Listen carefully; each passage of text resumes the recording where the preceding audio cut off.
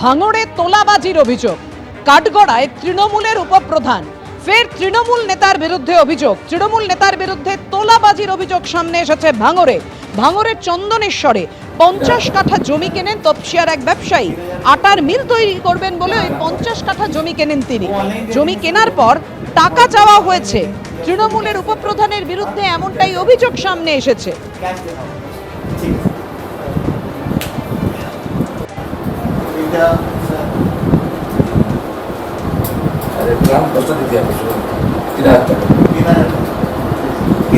Sir क्या चीज plan पड़ेगा ना जी सर, वो ऑनलाइन दे देंगे सर, वो भी ऑनलाइन दे देंगे या उसको भी कैश देना है? हाँ कैश देना होगा, ठीक है।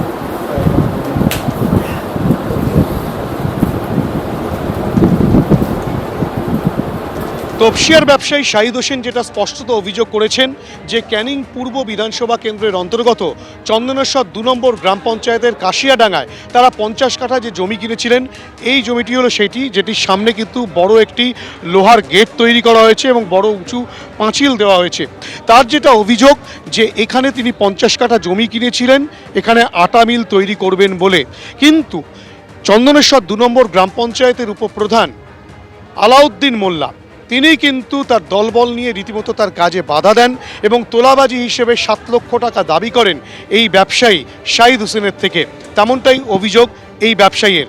এবং শুধু তাই নয়, এই টাকা 5,30,000 টাকায় এসে দাঁড়ায় দর কষাকষির পর, সেই পঞ্চায়েত উপপ্রধানের সঙ্গে কথাবার্তা বলার পর। এবং ব্যবসায়ী যেটা স্পষ্টত অভিযোগ করছেন যে 2 ধাপে তিনি কিন্তু 5,30,000 টাকা এই পঞ্চায়েতের উপপ্রধানকে দিয়েছিলেন, কিন্তু তারপরেও কিন্তু পঞ্চায়েত প্রধান আবার নতুন করে কাজ যখন শুরু করেন এই ব্যবসায়ী, তখন কিন্তু দলবল পাঠিয়ে সেই কাজ বন্ধ করে দেন, আবার নতুন করে টাকা চাইছেন তিনি, তেমনটাই অভিযোগ। শুধু তাই নয়, এমনও অভিযোগ করা হচ্ছে ব্যবসায়ী এবং তার পরিবারের পক্ষ থেকে যে আলাউদ্দিন মোল্লা এবং তার দলবল তাকে আগ্নেয়াস্ত্র দেখিয়ে বোমা মারার হুমকি দিয়ে রীতিমতো ভয় দেখাচ্ছে। স্বাভাবিকভাবেই এই হোসেন পরিবার, অর্থাৎ কিনা শাহিদ হোসেন এবং তার পরিবার, তারা রীতিমতো আতঙ্কে রয়েছেন এবং তারা যেটা আশঙ্কা করছেন যে তাদের জমিটা বেহাত হয়ে যাবে না তো, সেই কারণেই তারা থানার দ্বারস্থ হয়েছিলেন। পুলিশও কিন্তু তাদের অভিযোগে কর্ণপাত করেনি, তেমনটাও পুলিশের বিরুদ্ধে অভিযোগ করছেন এই শাহিদ হোসেন। শুধু তাই নয়, এই গোটা ঘটনা তিনি তৃণমূলের উচ্চ নেতৃত্বকে লিখিত আকারে জানিয়েছেন, অভিযোগ করেছেন। তার পাশাপাশি ভাঙড় ডিভিশনে যিনি ডেপুটি কমিশনার রয়েছেন তার কাছেও লিখিত আকারে অভিযোগ জানানো হয়েছে। এই শাহিদ হোসেন যেটা স্পষ্টত বলছেন যে অবিলম্বে প্রশাসনের তরফ থেকে যেন কঠোর ব্যবস্থা নেওয়া হয় গোটা বিষয়টি নিয়ে। ক্যামেরায় অভিজিৎ দত্তের সঙ্গে হিন্দল দে, এবিপি আনন্দ, চন্দনেশ্বর। 7 লক্ষ টাকা চাওয়া হয়েছিল, তিনি 6,30,000 টাকা দেন, 5,30,000 টাকা দেন, তারপরও তাকে বন্দুক দেখিয়ে খুনের হুমকি দেওয়া হয়েছে, এমনটাই অভিযোগ ওই ব্যবসায়ী। দেখুন, ওনার দল বল এসে আমার ওখানে জমিনের কাছে এসে বাধা দিল কি এখানে কাজ করতে দেবো না। তারপরে উনি বলছেন আমার সঙ্গে বসে আপনাকে আলোচনা করতে হবে, না আলোচনা করলে তো আমি আপনাকে কাজ করতে দেবো না। আর তারপরে আমাকে বললেন উনি কি 7 লক্ষ টাকা চাই। আমি বললাম 7 লক্ষ টাকা আমি কি করে দেবো, আমি এখানে আটা মিল করবার জন্য 50 কাঠা জমিন কিনেছি। এই জমিনের মধ্যে আমি কত লাইসেন্স আছে, সব কিছু আছে, আমি এই সব করতে করতে আমাকে অনেক টাকা লাগবে।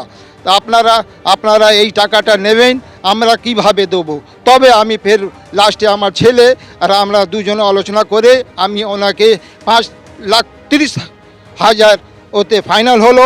2 পার্টে আমরা পেমেন্ট করেছি, 2 লাখ টাকা একবার, 3 লাখ টাকা একবার।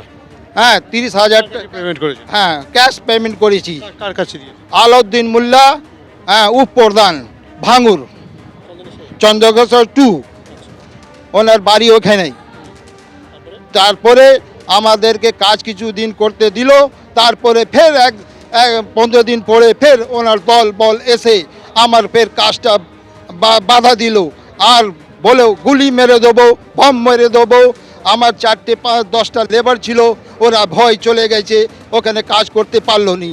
আর লাস্টে আমাদের লেবারদেরকে আমি নিজে পয়সা যে মজদুরি হয় ওই সব দেওয়া হলো। হ্যাঁ, দিয়ে আমরা কাজটা ওদের ভয় পালিয়ে গেল। আমরা বাপ বেটা আমরা নিজে পালালুম কি আমাদের জমিনটা দখল হয়ে যাবে, কিভাবে আমরা এখানে ব্যবসা করব।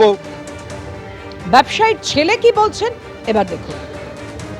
तो इस कदर डर से है कि हमारे स्टाफ 5-6 उसमें से 4-5 छोड़ चुके हैं, 1-2 वो भी डर डर के काम कर रहे हैं और हम लोग बहुत परेशान हैं वहाँ जाने आने में। और कभी हम लोग स्कूटी से जाते हैं, कभी हम लोग कार से जाते हैं, मगर हम लोग कभी डर से वहाँ जाने आने में बहुत दिक्कत हो रहा है, क्योंकि हर 15 दिन में उन लोग किसी को भेजते हैं गन के साथ, ये कर देंगे वो कर देंगे। और जब हम लोग लेबर लेकर के काम स्टार्ट करते हैं तो वो लेबर लोग को वो लोग जैसे सुबह 7 बजे काम स्टार्ट कर रहा है तो 10 बजे आकर के वो लोग ड्रामा कर रहा है और ये करने के बाद गन दिखला करके वो लेबर लोग को भगा दे रहा है। उसके बाद हम लोग बैठे, वो लोग बुलाया तो वो लोग 7,30,000 रुपया मांगा था।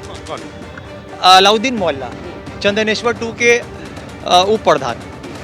तो उसके बाद प्रेशर डाला, जी हाँ, क्या बोला उसने? वो बोले कि आप परमिशन जितने भी ले लो मगर आपको लोकल ये पैसा देना होगा, अदरवाइज़ आपको काम नहीं करने देंगे। इसके बाद तो फिर हम लोग ने आपस में डिसाइड किया, मैं और मेरे पापा, तो उसके बाद 2 शॉट में हम लोग उनको अमाउंट दिए। देने के बाद भी 15-20 दिन काम चला, उसके बाद कंटिन्यू फिर 15 दिन के लिए काम चल रहा है, फिर नहीं चल रहा है, फिर चल रहा है, फिर नहीं चल रहा है, मगर ये गन दिखाना, कभी गोली मार देंगे, कभी बम मार देंगे, मेरा बाउंड्री जितना काम हुआ हुआ वो तोड़ देंगे। অর্থাৎ মারাত্মক অভিযোগ করছেন ওই ব্যবসায়ী এবং তার ছেলে, যার বিরুদ্ধে অভিযোগ তৃণমূলের উপপ্রধান আলাউদ্দিন মোল্লা। তিনি বলছেন অভিযোগ সম্পূর্ণ ভিত্তিহীন, যা বলার দলকে বলবো। দেখুন, এমনি কিছু বলবেন না? একটা ও যেহেতু অভিযোগ করছে, না অভিযোগ যেখানে করেছেন আচ্ছা এই অভিযোগটা করলো কেন হঠাৎ করে? জানি না, তারা কাজ মিটে গেছে করতে পারে, তারা খুঁজে বার করুন না। ভিডিওটা বড় কথা না, ভিডিওর আগে অনেক বড় ভিডিও আছে আমাদের কাছে, তাই এটা দেখাবো বলেন, এখন দেবো কিছু না, পাঠিয়ে দেবো। কাছে আছে ও প্রথমবার যে আলাউদ্দিন মোল্লা উপপ্রধানকে আমরা দিয়েছিলাম, চন্দ্রশেখর 2 উপপ্রধানকে, তো প্রথমবার আমার কাছে ও মানে আমরা মোবাইলে ভিডিও বানিয়ে নিই 2,30,000 টাকা। দ্বিতীয়বার যে তুলাবাজারের পয়সা, প্রথমবার যে তুলাবাজারের পয়সা দিয়েছিলাম ওই সময় আমরা বানাইনি, দ্বিতীয়বারে যবে আমরা দিয়েছি 3 লাখ টাকা, ওই সময় আমরা ভিডিও বানিয়েছি তোলাবাজির যে টাকাটা উনি চন্দ্রশেখর 2 উপপ্রধানটা নিয়েছে। এইখানে আমি বসে আছি, এখানে উপপ্রধান উনি বসে আছেন, এই 3 লাখ টাকা আমি ক্যাশ ওনাকে দিচ্ছি। হ্যাঁ, এইটা আমি বানিয়ে রেখেছি যে বারবার উনি সব সময় আমার দিয়ে আগে 2,30,000 টাকা নিল, এবারে ওই জন্য আমি দ্বিতীয়বারে আমি তোলাবাজিরের টাকা 3 লাখ টাকা বানিয়ে রেখেছি। কি বারবার আমাকে হ্যারাসমেন্ট করছে, ওই জন্য আমি বানিয়ে রেখেছি, ভিডিও আর লুকিয়ে ভিডিও রেখেছি আমি। তো ওই জন্য আমি এইটা দেখাচ্ছি আপনাদেরকে। ওই আলাউদ্দিন মোল্লা চন্দ্রশেখর 2 উপপ্রধান উনি লিখছেন, উনি ওইদিকে বসে আছেন, আমি এখানে বসে আছি। হ্যাঁ দেখেন, কত টাকা দিয়েছিলেন সেদিন? 3 লাখ টাকা, 3 লাখ টাকা যেটা ভিডিও বানা আছে। প্রথমবার 2,30,000 তোলাবাজি, দুটো ধাপে 5,30,000 টাকা তোলাবাজি আমরা দিয়েছি আলাউদ্দিন মোল্লা চন্দ্রশেখর 2 উপপ্রধানকে। কাজ করতে পারছেন? তারপরে भी আমরা কাজ করতে পারছি না, অনেক বাধা হচ্ছে, বম গুলি মারা ধমকি হচ্ছে, তার জন্য ভয়ে আমরা যাচ্ছি না, ওখানে কিছু কাজ করতে পারছি না। ভাঙড়ে তোলাবাজির অভিযোগ কাঠগড়ায় তৃণমূলের উপপ্রধান। তৃণমূল এবং আইএসএফ কার কি বক্তব্য? পরপর।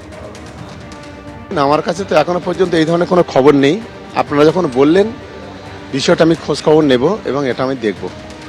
কেউ কোনো অন্যায় কাজ করবে, এটা কোনো কম্প্রোমাইজ হবে না, এটা নিশ্চিতভাবে যদি সঠিক হয়। কারণ এই ভাঙড় এলাকায় অনেকগুলো বিষয় থাকে।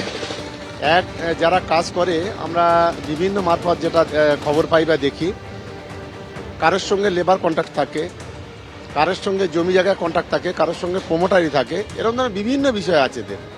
ফলে যে অভিযোগটা উঠছে, এই অভিযোগটা আমি খোঁজখবর নিয়ে নিশ্চিতভাবে পরবর্তী পদক্ষেপ নেব।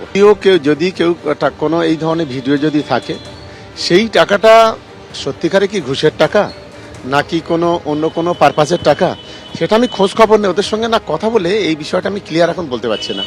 নিশ্চিতভাবে কথা বলবো, আমি যখনই শুনলাম আজই কথা বলবো, নিশ্চিতভাবে পরবর্তীকালে জানাবো। ব্যবস্থা গ্রহণ করুন। অবশ্যই যদি দলে কেউ 1 পয়সা দুর্নীতি করুক, এক্ষেত্রে কোনো কম্প্রোমাইজ করবো না। দেখেন ছবিতে আমরা যেটা দেখতে পাচ্ছি, ভিডিওর মধ্যে উনি টাকা নিচ্ছেন এবং কোনো মোড়াটোড়া মানে আলাউদ্দিন সাহেব টাকা নিচ্ছেন, মানে উপপ্রধান। এই অঞ্চলের প্রধানের নাম কিছু খুব একটা খুঁজে পাবেন না।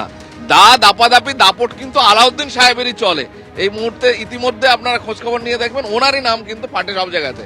এবং টাকাটা যে নিচ্ছে সেটা কোনো মোড়কে নয়, প্রকাশ্যে একদম মানে খোলা বান্ডিল। সেই টাকাটা কি কারণে নিচ্ছেন? জমিটা কি ওনার? ওনার কোনো রসিদের মাধ্যমে নিচ্ছেন, কোনো চালানের মাধ্যমে নিচ্ছেন, কিসের জন্য নিচ্ছেন? উনি তাহলে ক্লিয়ার করুক যে আমার জমি এত নম্বর দাগ খতিয়ান ওর মধ্যে আছে, তার কারণে আমি টাকাটা নিয়েছি। ওনাকে তো ক্লিয়ার করতে হবে এই টাকাটা কেন নিলেন।